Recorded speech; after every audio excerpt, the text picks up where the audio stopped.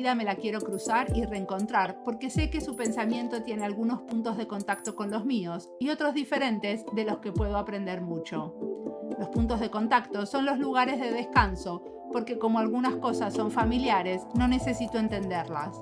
Eso me hace poner la energía en los conceptos nuevos, en los disparadores. Y la entrevista que les presento hoy tiene muchos conceptos nuevos para inspirarse y dejar justamente volar la imaginación. Con Frederik van Amstel charlamos para un episodio especial que hice sobre diseño participativo antes del Congreso en Colombia. Eso fue el episodio 71, Miradas del diseño participativo. Ahí hicimos una entrevista cortita y sabía que con él había mucho de qué hablar. Lo vengo siguiendo en las redes y también leyendo sus publicaciones. Frederik es un diseñador con las manos en la acción, un activista, uno de los míos, de los que disfruto mucho aprender. Espero que les pase eso. En esta charla hablamos de teatro del oprimido, de la economía solidaria, de los comunes y de producción colaborativa. Mi nombre es Mariana Salgado, esto es Diseño y Diáspora.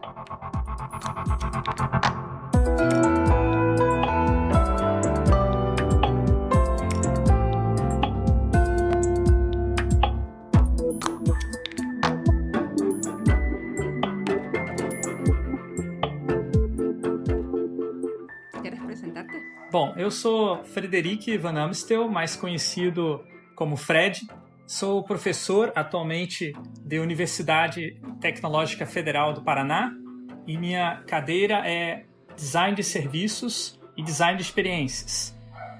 Eu tenho trabalhado com este assunto aqui no Brasil já há muitos anos, desde o começo dos anos 2000, primeiramente atuando na construção da internet aqui no Brasil e depois migrando para a área de serviços digitais e também alguns produtos, programas de aceleração e empreendedorismo e os meus projetos favoritos que estão ligados a buscar novas maneiras de se sustentar através de economias solidárias, projetos anticapitalistas, também desenvolvimento autônomo a partir das potencialidades negadas historicamente por opressões. Bueno, antes de ir a todo eso, que ya lo vamos a ir viendo despacito, decime, ¿qué estudiaste?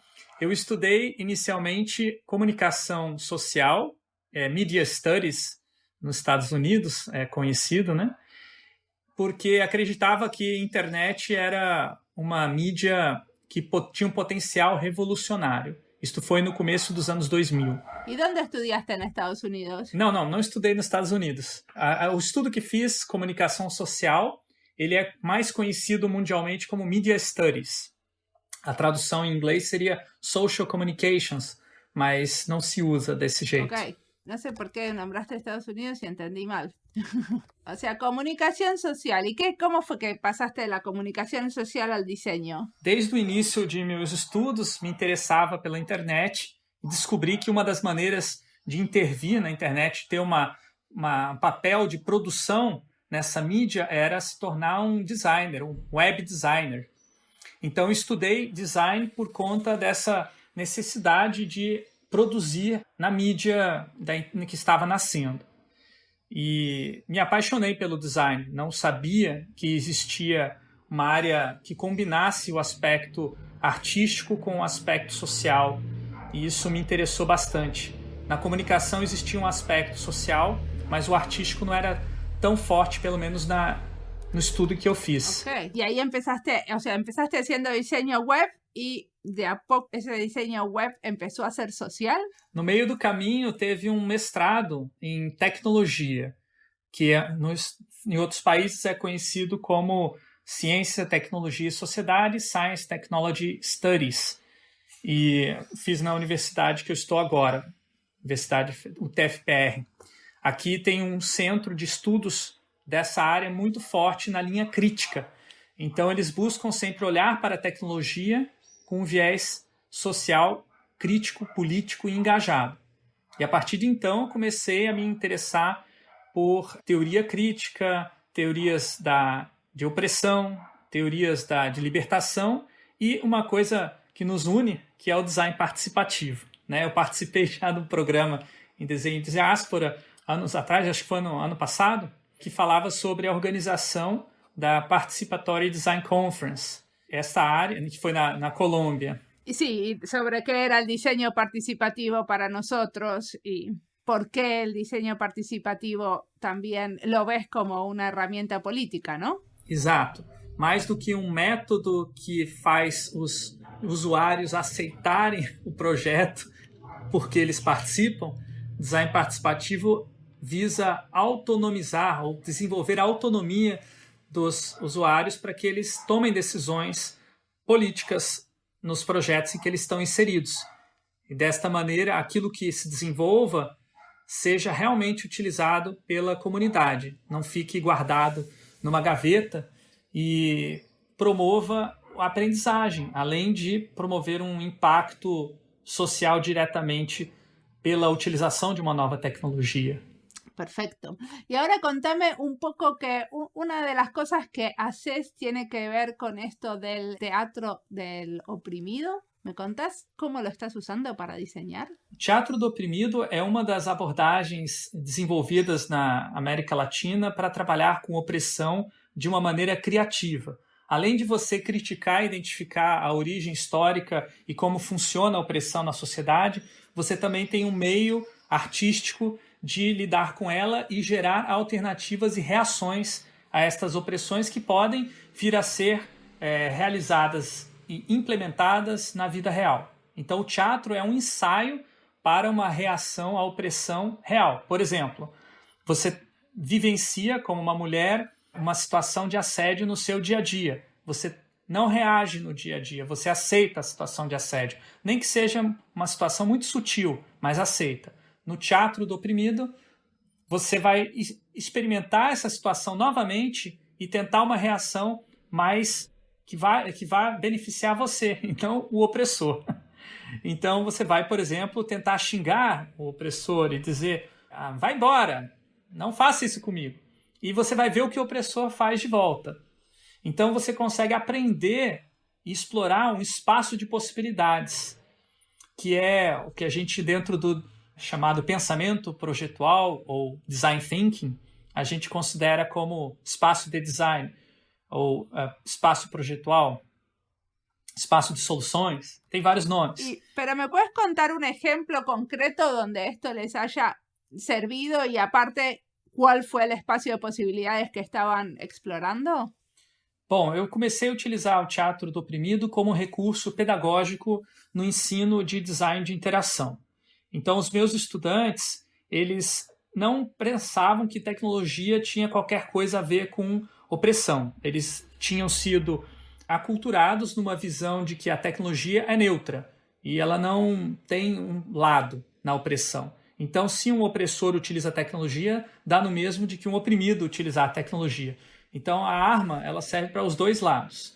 Essa, digamos, é uma visão dominante que existe na nossa sociedade, mas que serve para esconder as ideologias e os controles que existem sobre esses poderes que as tecnologias têm na nossa sociedade, que estão concentrados na mão de poucas organizações e países. No caso, países do norte global, no caso, empresas do Vale do Silício, por exemplo. Então, os estudantes que estão no sul global do Brasil, eles precisam ter uma atitude crítica em relação a esses vieses para perceber como eles podem evitar reproduzir a opressão no trabalho deles, ou de serem opressores ao projetar interações com tecnologias.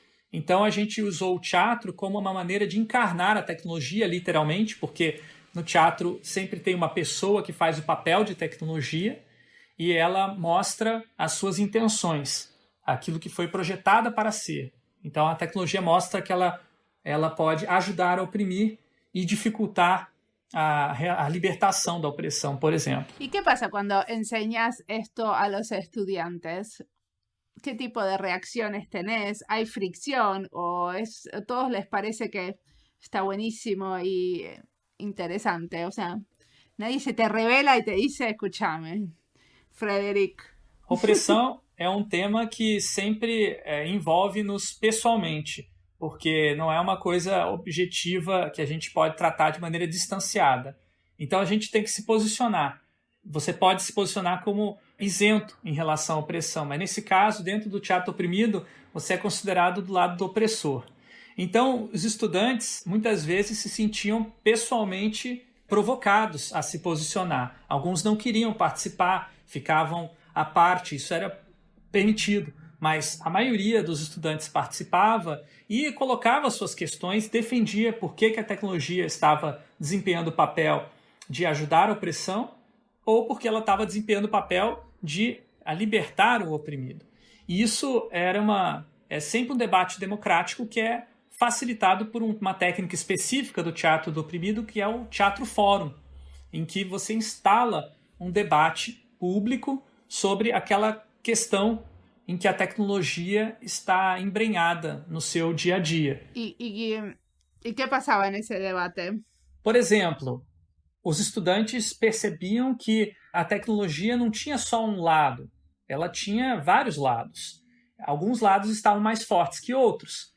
Então, esse lado que estava fraco podia ser fortalecido. Por exemplo, uma tecnologia que tem um viés, que tem uma tendência a oprimir, ela pode ser subvertida pelos oprimidos. Por exemplo, a câmera de vigilância, tradicionalmente utilizada por governos opressores e por chefes opressores, patrões opressores, para vigiar os trabalhadores e cidadãos. Essa mesma tecnologia poderia ser usada para vigiar os opressores.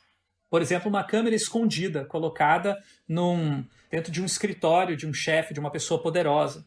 E aí a gente viu o que acontecia, como mudava essa configuração de poder quando a imagem do opressor era disponibilizada publicamente para debate, mostrando, por exemplo, o opressor se regozijando, satisfazendo, rindo com a desgraça dos oprimidos. E aí isso era colocado em público. Então, isso gerava uma sensação de que havia espaço para a luta, digamos assim, dentro da área de design de tecnologias, design de interação. Estuviste siguiendo, hablando de las cámaras de vigilancia, estuviste siguiendo el debate que hay sobre el reconocimiento facial que tienen muchas de las cámaras que están usando en China? Bom, esse reconhecimento facial, pelo que eu entendi, é um sistema de comércio, de pagamento, que autoriza o seu pagamento se você mostrar a face. É muito utilizado como um recurso para identificar características pessoais sem a pessoa perceber que está sendo identificada. Então ela já se acostuma, se torna um gesto comum você ver você mesmo num espelho, por exemplo. E esse gesto que tinha uma possibilidade de libertação é apropriado para a opressão. Então você se vê no espelho da câmera e você acha que está tudo bem, porque você se olha e você fica satisfeito. Pelo menos foi assim que a interface foi projetada para aparecer. Mas por trás disso, você está se identificando de uma maneira que você não tem controle, porque você não consegue mudar o seu rosto tão facilmente quanto você muda uma identidade no dedo ou como você muda uma identidade no papel. Então você não pode controlar se você está sendo monitorado ou não e por qual propósito você está sendo monitorado. Isso significa, inclusive, que você pode ser monitorado por pessoas com intenções nefastas, gerando um problema de segurança muito grande, né? Se isso pode cair nas mãos de governos totalitários ou nas mãos de bandidos, de ladrões, de aproveitadores, né, de estupradores, né? Isso facilita, porque a tecnologia está ali disponível. O viés dela é colocar essa informação disponível para quem tem o poder sobre a tecnologia. E não é uma relação de dupla, uma relação que seja bilateral, que tenha vantagem para os dois lados. Existe sim uma concentração de vantagens nas mãos de quem produz a tecnologia e uma desconcentração, uma extração de vantagem ou de criação de desvantagens, na verdade, para quem tem que se submeter a essa tecnologia. No caso, o usuário, o cidadão, o comprador, consumidor, cliente, por aí vai. Ok, pero ¿cómo podemos hacer algo con todo esto? O sea, ¿cómo se puede? Porque mostramos la crítica, entendemos que esto, pero en una sociedad con la falta de justicia social como las sociedades en que vivimos, ¿cómo se hace para diseñar para un mundo más justo? Nós discutimos bastante aqui nesse podcast as dificuldades que nós temos por causa do capitalismo, e muitos dos problemas derivam do capitalismo. Mas, além do capitalismo, nós temos uma grande força na sociedade moderna que ameniza, que dá limites ao capitalismo, que é a democracia. Então, quando a gente discute publicamente uma questão que poderia passar desapercebida por ser individual, mas ela se torna pública na medida em que ela é um fenômeno de massas, em que todo mundo está sendo monitorado. Queremos ser monitorados, vigiados deste jeito, queremos que os nossos dados estejam disponíveis e concentrados nas mãos de poucos, que, sem oferecer nem a possibilidade de uma auditoria. Eu acredito que quando esse vem para o público, quando são explicados essas implicações da tecnologia, criamos a situação de que podemos mudar o curso do desenvolvimento, seja através de políticas públicas que vão impedir as empresas de tecnologia, as empresas capitalistas que utilizam essas tecnologias de aumentar opressões na sociedade, seja também por criações de alternativas mais libertárias, alternativas mais democráticas, alternativas menos opressivas. Isso pode acontecer tanto por empresas de tecnologia, porque existem empresas que se preocupam com isso e não oprimir, e existe também a possibilidade de projetos governamentais, né? Tecnologias desenvolvidas ou estimuladas por governos. Y cuando vos te referís a estas maneras alternativas, supongo que una de esas maneras alternativas a las que te referís es esto de la economía solidaria, ¿no? Sim, e daí a gente entra num terceiro elemento. Eu falei de empresas, falei de governo, mas existe um terceiro elemento que seria os comuns, né? Ou a produção que não tem uma propriedade nem privada nem pública. E a economia solidária, eu diria que é uma dessas maneiras. ¿Y estuviste trabajando con algún proyecto especial con este tema que me querés contar? Sim, eu vou contar sobre uma plataforma que desenvolvemos aqui no Brasil, chamada Corais, que em 2011 começamos a plataforma para ser um espaço de design aberto, design livre aqui no Brasil, e acabou sendo apropriada por diversos coletivos culturais que buscavam uma maneira de gerir economias solidárias e cultivar comuns. O que eram esses comuns? Eram espaços de produção ou divulgação artística que estavam desativados ou por falta de interesse público ou privado. Por exemplo, uma concha acústica, uma sala de produção musical, um casarão que está abandonado. Então esses espaços eram ocupados por esses artistas e produtores culturais e eles geriam as suas economias através de moedas sociais que eles mesmos imprimiam, entre aspas, utilizando tecnologias digitais na plataforma Corais.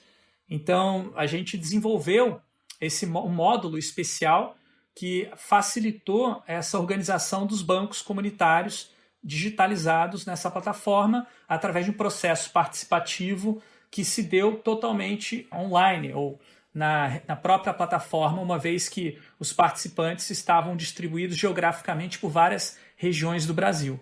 Desde então, nós temos aí mais de 50 projetos que utilizam a economia solidária nessa plataforma. Y decime una cosa que yo estuve leyendo sobre ese proyecto es que justamente vos, una de las cosas que querías es que se la apropie la comunidad de diseñadores y se lo terminó apropiando la comunidad de hackers, los artistas. ¿Por qué los diseñadores no toman este espacio? ¿Qué pasó?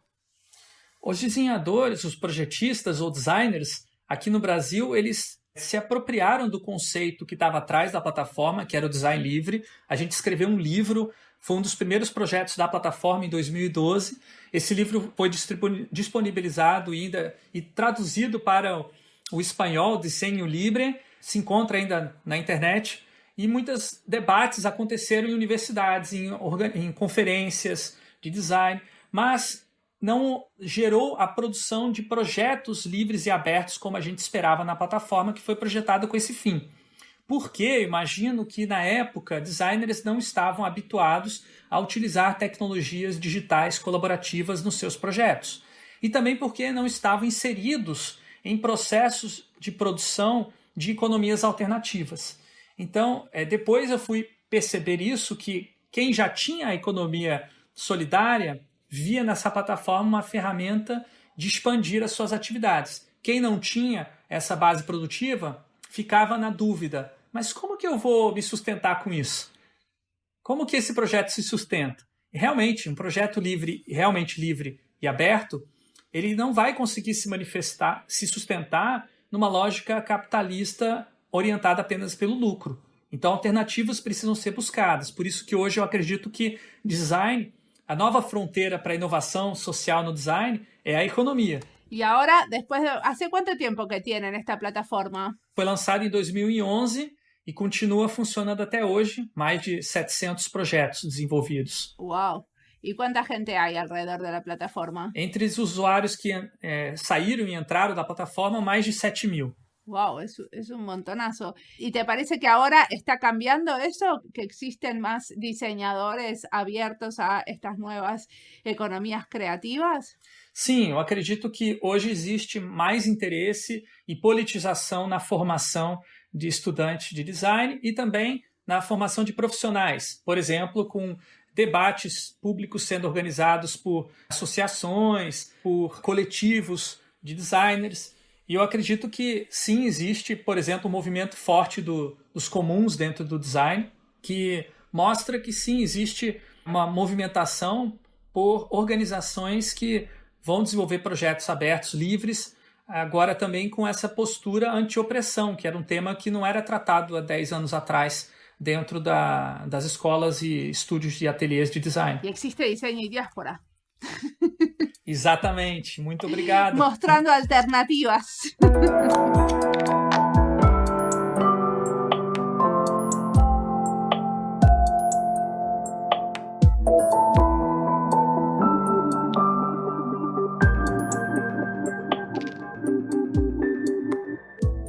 Esta entrevista es parte de varias listas como Brasil y diseño, diseño y activismo, políticas públicas y diseño. Las listas las encuentran en Spotify y es una manera de navegar en los muchos episodios de nuestro podcast. Si están buscando material sobre un tema específico para su proyecto o investigación, también nos pueden contactar a nosotros y les podemos decir dónde buscar. ¿Por qué? Porque nos gusta saber qué están buscando, qué tenemos sobre eso, o entender lo que nos falta. También es prioritario a la hora de construir redes entre diseñadores comprometidos. Frederick usa el teatro del oprimido como una técnica pedagógica para entender que la tecnología no es neutra. Me interesa especialmente el uso de técnicas de teatro en espacios de diseño, y sobre esto hablamos en varios otros episodios. Por ejemplo, en el episodio 196, Rosa Torget nos contaba de su interés por estos métodos. Cuando enseñaba diseño en la universidad, hice varias veces experimentos usando métodos de dramatización para ilustrar escenarios críticos, usando este concepto de diseño especulativo o crítico para explorar los límites de lo que estamos haciendo. Incluso en el ministerio hicimos una pequeña prueba con dramatizaciones. También en diseño de servicios se usa mucho porque es una manera de entender la interacción con los clientes. Pero en este caso, no siempre existe la dimensión política que propone Frederick. Sigamos escuchándolo.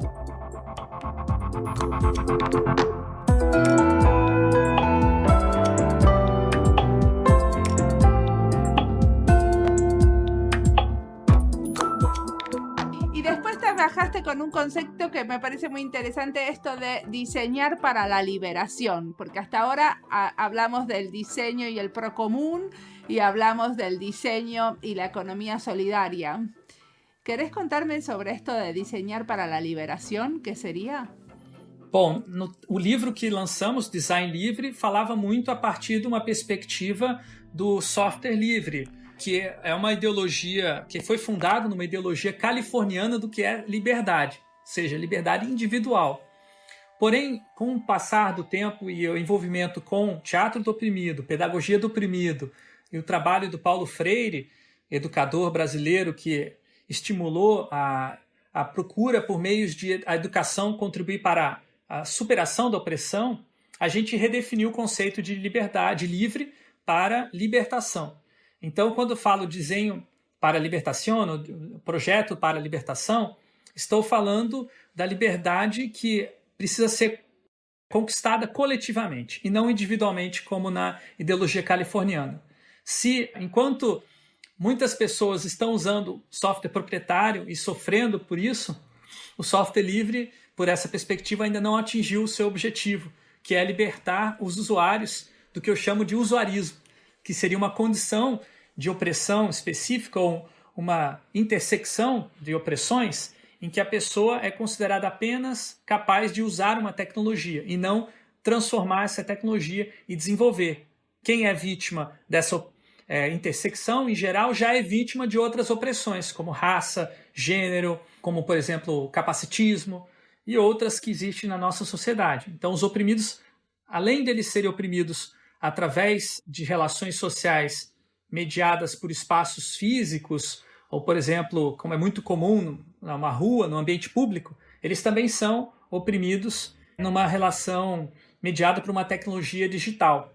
Aí como usuários que são rastreados, vigiados e também nudeados, né, ou guiados para fazer determinados comportamentos estratégicos e benéficos apenas para os opressores que vão vender um tipo de produto ou serviço ou, que pior, vão tentar influenciar o voto nas próximas eleições. E como saímos disso? Quando pensamos em projeto para a libertação, pensamos em propostas construtivas que mostram caminhos alternativos ao que está dominante. Então não é só a crítica, existe um aspecto criativo no projeto para a libertação, por exemplo, criando infraestruturas a partir de outras lógicas. Eu já dei o exemplo de plataforma Corais, mas existem vários outros exemplos que os nossos estudantes e profissionais que eu conheço que estão criando para abrir a oportunidade de ter esperança de que o futuro pode ser melhor do que ele é hoje. E melhor no sentido dos oprimidos e não dos opressores. O futuro que para os oprimidos melhor é aquele em que as pessoas são respeitadas nas suas diferenças e que existe uma necessidade de solidariedade entre as pessoas para que elas vivam melhor. Então, existe um cultivo de uma solidariedade que não tem uma condição econômica como base, né? Tá bem, mas contame um exemplo. O que saiu de aí, por exemplo? Bom, além de plataforma Corais, existe projetos como vou contar um caso específico recente, né? Uma coalizão de mulheres que produzem café, que foram conectadas por uma estudante nossa aqui da universidade com mulheres que vendem café na cidade grande. E essas mulheres não se conheciam, não sabiam que ambas enfrentavam dificuldades similares, e o projeto dessa estudante, inspirada nessa ideal de libertação, juntou essas mulheres para que elas juntas discutissem como elas vivenciam a opressão e como elas podem se libertar juntas. E o resultado prático disso foi a criação de um selo, né, um tipo de produto específico de um café feito por mulheres e vendido por mulheres na cidade de Curitiba. Além disso, uma exposição sobre a produção do café e quem produz, como são essas mulheres, qual o rosto delas e a beleza dessas mulheres cafeicultoras. E um terceiro resultado dessa coalizão foi uma nova política pública, uma lei na cidade de Curitiba proposta para permitir que mulheres que trabalham em cafés ou trabalham em restaurantes ou bares, elas pudessem denunciar casos de assédio durante o seu trabalho de maneira discreta, sem gerar alarde, gerando uma ação policial imediata. No entendí, ¿por qué tenían que denunciar las mujeres que trabajaban en el café o en el bar? Existe já uma lei municipal em Curitiba que os cardápios, eles vêm com o menu, né, com as opções de bebidas.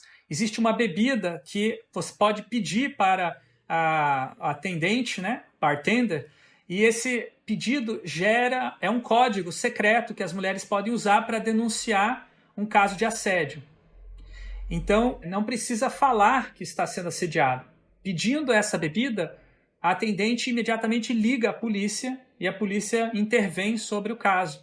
Mas isso é só para quem está como cliente no bar. Não é para quem está atendendo, a bartender. Para ela, precisava haver uma outra política, uma outra lei, que foi justamente a proposta feita por essa coalizão de mulheres do café e mulheres que trabalham como atendentes em outros horários. Pero decime una cosa, si se hace una ley que todos saben que tal medida, tal bebida quiere decir tal cosa, o la ley lo que dice es que va cambiando la bebida que puede llegar a ser la denuncia. Porque si se hace la ley, también la conocen todos, y si la conocen todos, la conocen también los acechadores, digamos. É possível, mas considerando o contexto cultural em que os homens, no caso que são os assediadores, não se interessam pelo universo feminino, não se interessam por entender essas leis, não acreditam na possibilidade de reação, esse tipo de solução improvisada, né, pode ser efetiva por um tempo. Existe uma necessidade de experimentar, que eu acredito que essa lei está propondo. Uma experimentação de uma maneira de reagir à opressão. Podem existir outras, mas essa é uma maneira bem específica que pode dar origem a outras leis, né? Numa ideia de que a política pública pode ser prototipada também como um experimento de design. E vocês estão trabalhando com gente que está fazendo políticas públicas? Sim, nós trabalhamos com a vereadora Maria Letícia, aqui de Curitiba, que acolheu esse pedido, transformou numa proposta de lei. Trabalhamos também com um deputado estadual, Goura, principalmente na área de sustentabilidade, direitos indígenas, visando utilizar o desenho participativo, o projeto participativo, como uma maneira de elaborar políticas públicas. Existe um caso também muito interessante, o Teatro do Oprimido foi utilizado também pelo seu criador, Augusto Boal, enquanto ele foi vereador, né, membro do conselho da cidade, durante os anos 1990. Ele produziu 14 leis utilizando o teatro como uma maneira de prototipar essa lei, essa proposta de lei, junto com a comunidade. Se chama Teatro Legislativo e é um exemplo utilizado por vários países atualmente. A ver, decímelo más despacito. ¿Cómo se llama? Teatro Legislativo. Bueno, yo trabajo en un ministerio y parte del trabajo que hacen adentro del ministerio es hacer leyes o, bueno, diferentes tipos de documentos para gobernar.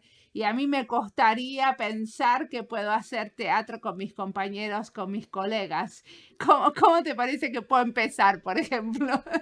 Bom, ainda não tive a oportunidade de experimentar o teatro legislativo diretamente, mas posso lhe contar que existe aqui no Brasil, em outra cidade, Belo Horizonte, o Gabinetona, que é uma coalizão de vários vereadores e deputados juntas, que representam principalmente pauta LGBTQIA. São pessoas que experimentam várias maneiras de criar políticas públicas e uma delas é o teatro legislativo. Então, um exemplo, elas querem propor uma lei para atender um problema específico social, a preconceito contra pessoas que têm deficiência física na seleção de empregos. Como evitar isso? Então fazem uma sessão de teatro em que essa cena acontece, o preconceito ele é demonstrado através do teatro.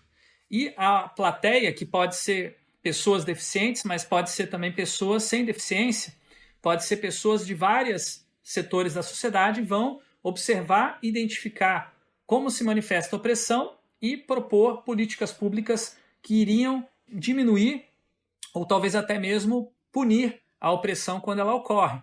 E aí essa proposta que vem da plateia, ela é implementada e testada no teatro. Então o teatro funciona como uma espécie de um cenário de interação, uma prototipação, um teste com protótipos, feito um ensaio de interação. Mas o interessante do método do teatro do oprimido é que a plateia é convidada a quebrar a quarta parede e entrar na peça de teatro. Então, se você tem uma ideia, ao invés de você falar a tua ideia, você faz. Você substitui um ator dentro do palco e você tenta propor a sua ideia para a coisa acontecer do jeito que você acha melhor. Só que os atores que ficam vão continuar nos seus papéis de maneira muito realista. Então, o opressor vai te oprimir quando você tentar reagir. E aí você tem que ver qual é a estratégia dentre as várias possíveis, porque cada pessoa propõe uma estratégia. Qual delas que funciona melhor? E essa pode servir como recurso para criar a lei, aperfeiçoando ela e testando ela antes dela entrar em vigor e ser, de fato, promulgada pelos órgãos públicos. Perfecto. Y una pregunta, porque cuando uno trabaja adentro de un ministerio o en un organismo de gobierno, una de las cosas que eso es muy importante es como no hacer la ideología tan evidente, ¿no? Porque muchas veces lo que nosotros preparamos documentos y no estamos específicamente haciendo política, sino que son los que deciden qué tipo de cosas se pueden hacer. O sea, nosotros exploramos el campo que hay y damos diferentes alternativas. Y después otros toman la decisión política de qué alternativas toman. Obviamente que al explorar ese campo también estás haciendo política porque siempre hay cosas que se dejan afuera y cosas que no. Pero, por ejemplo, hablar del teatro del oprimido ya de por sí está como muy cercano a un tipo de ideología, ¿cierto? ¿Cómo ves eso en la preparación de políticas públicas? Assim como eu acredito que tecnologia nunca é neutra, também acredito que nenhuma política pública é neutra. E quando ela se coloca publicamente como neutra, é porque ela está escondendo uma ideologia que parece neutra, mas que na verdade é a favor de opressores. São aqueles que estão no poder há mais tempo e que não querem dar espaço para oprimidos. Essa é uma perspectiva política que toma o lado, né? No teatro do oprimido, você não pode ficar no meio do caminho. Se você fica no meio do caminho, como eu falei, você está do lado do opressor. E o opressor, você pode, assim, negociar com o opressor, e o opressor pode deixar de ser opressor, ou diminuir, pelo menos, o seu papel de opressor. Por isso, existe a possibilidade, sim, de construir políticas públicas que têm vários lados. Mas, primeiro, precisa ser superada o paradigma da opressão. Então, falar em política pública neutra é oprimir. Mas falar em política pública que tem múltiplos lados é superar a opressão. E para chegar aí, primeiro, tem que resolver o problema da opressão. Okay, que siempre para dar alternativas hay que pensar en la opresión como una de las dimensiones a evaluar. Pero también hay otras dimensiones a evaluar, aparte de la opresión, ¿cierto? Certo, mas a opressão ela é fundamental para teatro do oprimido, pedagogia do oprimido e a perspectiva latino-americana de libertação, porque ela impede de ver outras possibilidades. A característica da opressão, tecnicamente, é impedir o desenvolvimento humano, o potencial de desenvolvimento humano, porque aquela pessoa faz parte de um grupo social que recebeu um marcador de diferença negativo, porque foi desumanizado historicamente. E mesmo que aquele indivíduo se esforce muito para se desenvolver, ele não vai conseguir atingir tanto quanto o indivíduo que está no grupo dos privilegiados, aqueles que têm marcadores de diferença positivos. Para, então, ver toda a potencialidade do desenvolvimento humano, é preciso primeiro superar a relação baseada na opressão e trabalhar com uma autocrítica, é o primeiro ponto, né, de perceber que nós estamos oprimindo muitas vezes não intencionalmente, e partir do princípio de que nós não vamos conseguir resolver isso da noite para o dia. E não é simplesmente uma mudança de postura individual que vai fazer a diferença, e sim uma mudança coletiva em que se percebe diferenças não como uma coisa boa ou má, uma coisa negativa ou positiva, mas sim enquanto algo que agrega e constrói uma sociedade melhor. Uma sociedade melhor é uma sociedade, como eu disse, sem opressões. Muy bien. Y decime una cosa, ¿qué te ves haciendo en el futuro? Eu estou fazendo agora, com você. O futuro é hoje, é neste momento. Porque quando fala de futuro, muitas vezes parece que é algo distante. E nessa perspectiva, o futuro está sendo construído agora. Ele não é uma coisa que se espera, é algo que se constrói no presente. E o que eu estou construindo agora, que tem a ver com isso, é a esperança de que esse mundo pode estar sendo melhor. Quando escuto o desenho de Diáspora todo dia, estou reconstruindo a minha esperança, que está sendo também, por outro lado, desconstruída quando leio o noticiário, por exemplo, sobre a opressão ou as opressões que se manifestam na maneira como se é gerenciada a pandemia em diferentes países, em especial no Brasil. Están pasando ahora por un momento muy, muy terrible con respecto a la pandemia. Muito delicado, e o Brasil representa, num contexto latino-americano, uma ameaça, né? Um perigo para os nossos irmãos, né? Os países que estão próximos da fronteira, controlaram a pandemia muito melhor que nós e agora estão sob ameaça de receberem, por exemplo, contaminações de novas variantes do vírus, porque aqui não houve um controle quando poderia ter sido feito.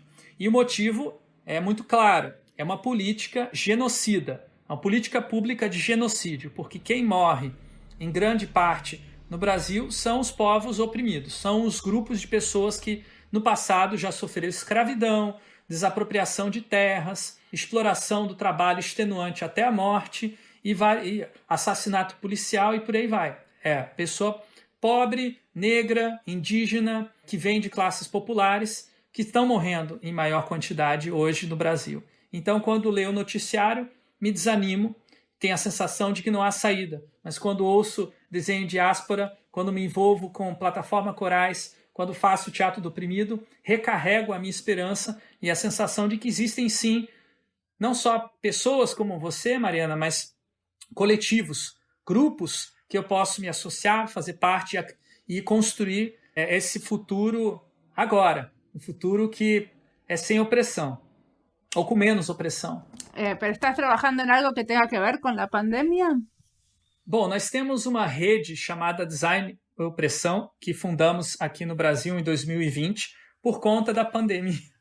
Vários pesquisadores, professores e profissionais que se interessavam por esse assunto e que trabalhavam individualmente nas suas universidades, empresas, se reuniram por causa da pandemia, porque estávamos isolados, conversávamos por WhatsApp, Facebook e sentimos que esses espaços eram muito individuais. Precisávamos de espaços coletivos para se sentir parte de um grupo de apoio, para enfrentar essa situação e, por outro lado, pensar o que o design podia fazer a respeito da pandemia e de outras situações que geraram opressões, intensificaram opressões nos nossos territórios. Pero esta red de diseño de opresión es abierta a otros que se quieran unir ou é solo para diseñadores brasileiros? Não, inclusive temos participações latino-americanas de outros países, né? Não saberia dizer todos os países, porque as pessoas às vezes não se identificam, mas já tivemos participantes de Argentina, de Equador,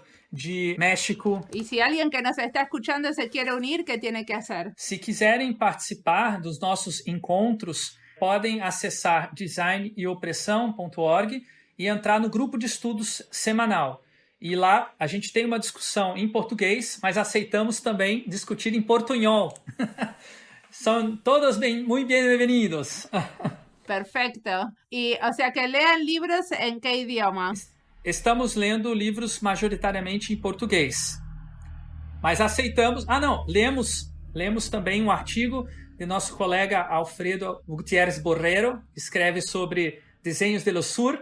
Foi uma discussão muito boa sobre a importância de buscar uma identidade sul a partir de uma perspectiva crítica, né? Não é só o sul pelo sul, mas o sul que questiona as opressões, em especial a colonização e imperialismo. Perfecto. O sea que podemos unirnos e podemos também, em algum momento, supongo que proponer textos. Sim, com certeza. Também... ¿Cuántos leen por semana? ¿Todo un libro ou são alguns capítulos? Nós trabalhamos com livros, lendo uma média de 20 a 40 páginas, mas também trabalhamos com podcasts. A gente já fez um episódio, quer dizer, fizemos uma discussão sobre um episódio do podcast Sente Pensante, na ocasião do seu lançamento.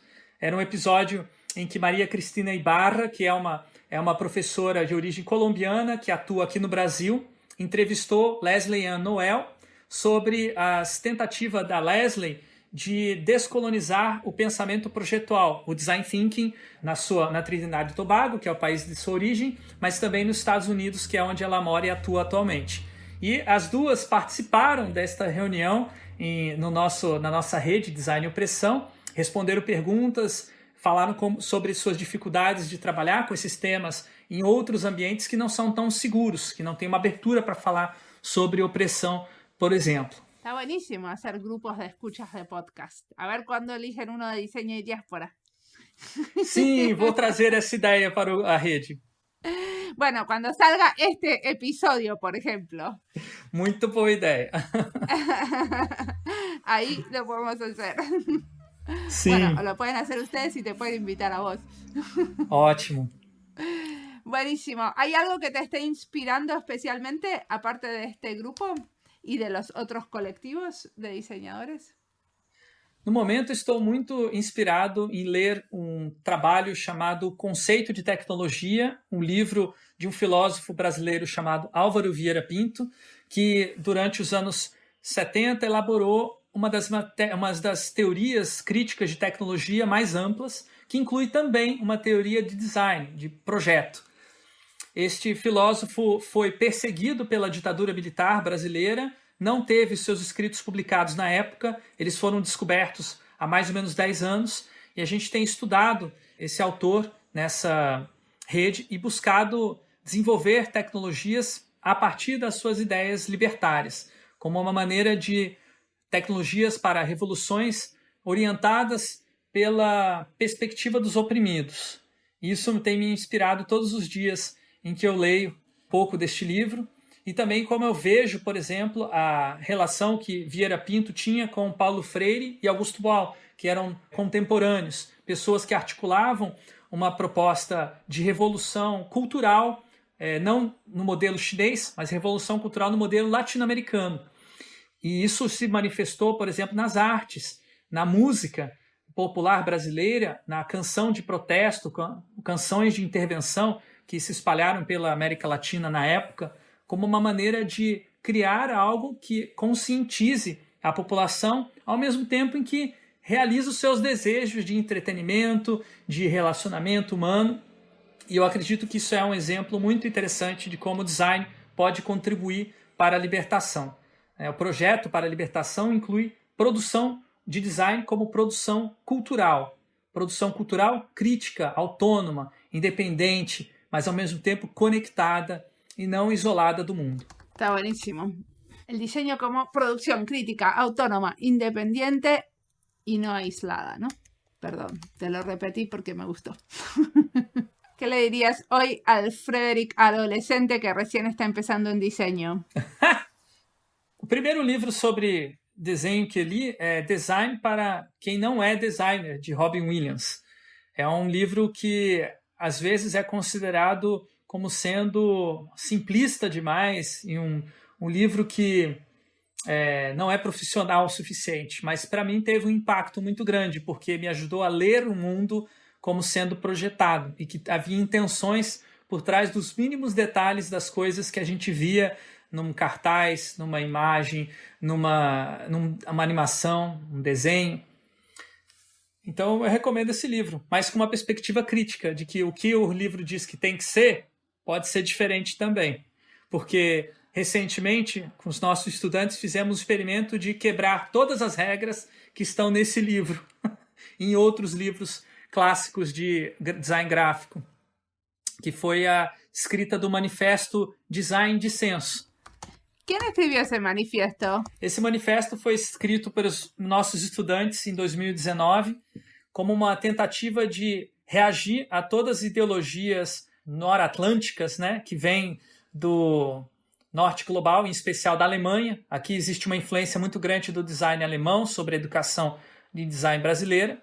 Então, eles quebraram todas as leis da Gestalt, da disposição áurea, né, planejamento áureo, da proporção áurea, todas as regras de contraste, harmonia, tipografia, foram quebradas no layout desse manifesto. E o texto dizia: queremos um design que seja descolonizado, um design que não sirva apenas para ser apreciado pelos estrangeiros, mas que também a nosso povo, né, em especial que eles não conseguem adquirir produtos de design porque são hoje focados na elite, também possam se beneficiar do conhecimento de design que existe nas universidades e nas práticas profissionais. Bueno, muchísimas gracias por la entrevista.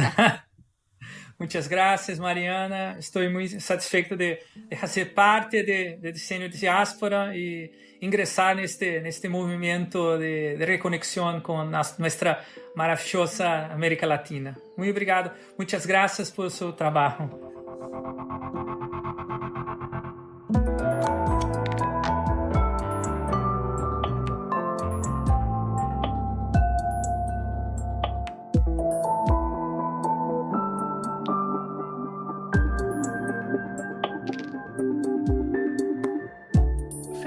nos dice que tenemos que tener esperanza en los colectivos y los grupos.